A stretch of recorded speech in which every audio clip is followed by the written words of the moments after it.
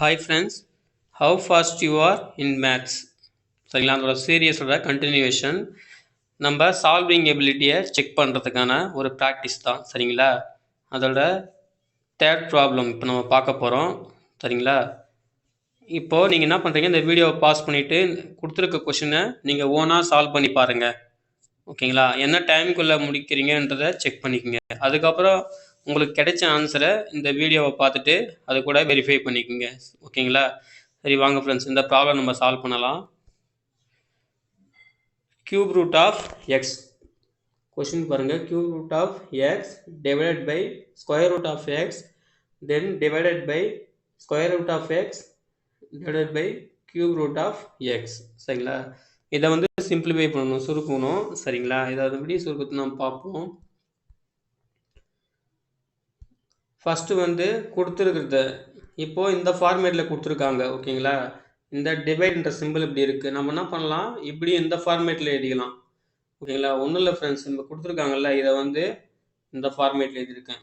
இப்படி டிவைட்னு கொடுத்துருக்கிறத only divide இப்படி எழுதியிருக்கேன். சரிங்களா, கியூ ரூட் ஆஃப் எக்ஸு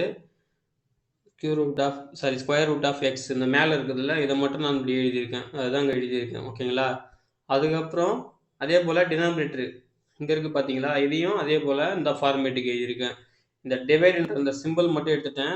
சாதாரணமாக நம்ம அந்த பை போடுவோம்ல, அதை போட்டுட்டு square root of X cube root of எக்ஸ்ன்னு சொல்லிட்டு இங்கே எழுதியிருக்கேன். ஓகேங்களா, அந்த மாதிரி எழுதிக்கணும்.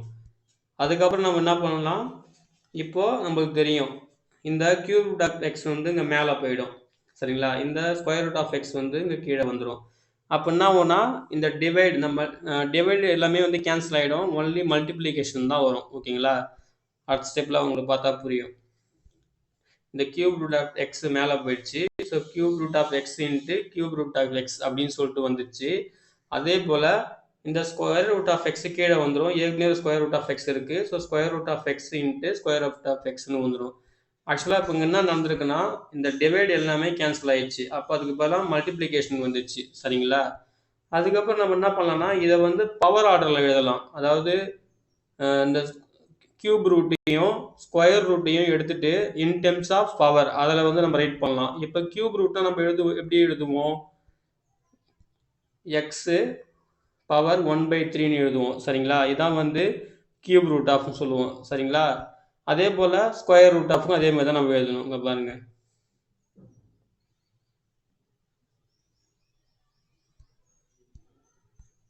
இப்போது இங்கே பாருங்கள், இந்த கியூப் ரூட் ஆஃப் எக்ஸை இந்த இன் டெர்ம்ஸ் ஆஃப் பவரில் எழுதியிருக்கோம், எக்ஸ் பவர் 1/3. அதே போல் இங்கே ஒரு கியூப் ரூட் ஆஃப் எக்ஸ் இருக்குது, எக்ஸ் பவர் 1/3.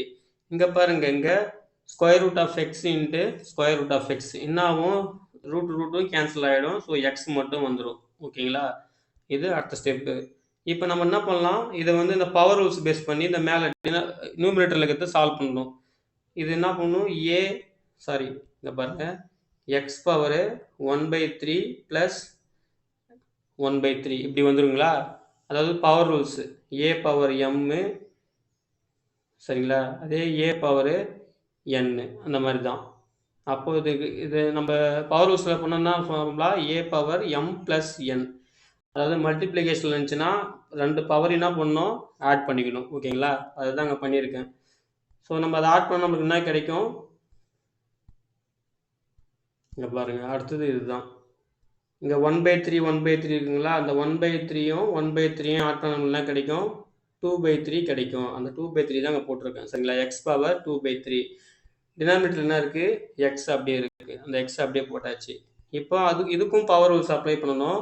அதாவது A power M divided by A power N. சரிங்களா, ஏ பவர் என்னு என்ன பவர் ரூல்ஸ் என்னது, A power M minus N அப்படின்னு வரும்.